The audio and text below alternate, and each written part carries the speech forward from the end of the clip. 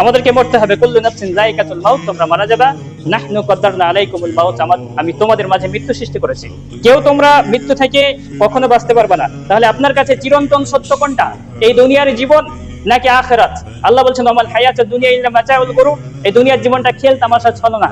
এই দুনিয়া এটাই সবকিছু নয়। দুনিয়ার জীবনটা কখন আমাদের জন্য সুখের হতো? যদি আমাদের কাছ থেকে আমাদের পরিবারের সদস্যরা আমাদেরকে ছেড়ে না যেত।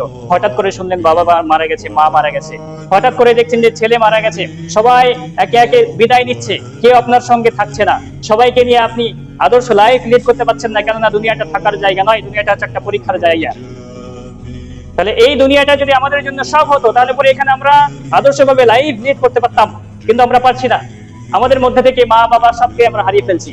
যদি আপনি চান যে ছেলে সন্তান সবাইকে নিয়ে, মা বাবা সবাইকে নিয়ে যদি নবগ্রামের বুকে খুব ভালোভাবে আজীবন বেঁচে থাকতে পারতাম, তাহলে পরে এই ইচ্ছাটা জান্নাতে পূরণ হবে।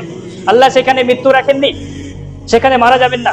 আপনি আপনার ছেলে সন্তান মা বাবা সবাইকে নিয়ে জান্নাতে আদর্শ লাইফ লিড করতে পারবেন, আর কখনো মৃত্যু আসবে না। আল্লাহ তাআলা মৃত্যুকে জবাই করে দিয়েছেন, মৃত্যুকে জবাই করে দিয়েছেন। আল্লাহ মৃত্যু রাখেননি, সেখানে আর কেউ মারা যাবে না। তবে জেনে রাখেন, জান্নাতে যেমন মানুষ মারা যাবে না, জাহান্নামে যাবে না। যারা জাহান্নামে যাবে তাদেরকে চিরস্থায়ী ভাবে জাহান্নামে যেতে হবে। যারা জান্নাতে যাবে তারা চিরস্থায়ী ভাবে জান্নাতে বসবাস করবে। তাহলে বুদ্ধিমান সেই যে নিজের মৃত্যুকে স্মরণ করে। এটা হচ্ছে আল্লাহ নবী সাল্লাল্লাহু আলাইহি ওয়াসাল্লামের কথা।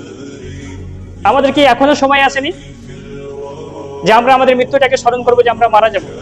চিন্তা করে দেখুন, আমি আপনাকে ভাবার জন্য কিছু খোরাক দিচ্ছি। আপনি মারা যাবেন, আপনার অর্থ সম্পদ, আপনার রঙিন পরিচয়, মাস্টার, ডাক্তার, ইঞ্জিনিয়ার, প্রফেসর, ব্যবসায়ী, কৃষক, ভালো মানুষ, খারাপ মানুষ, এই পরিচয় থাকবে? কেউ যাবে?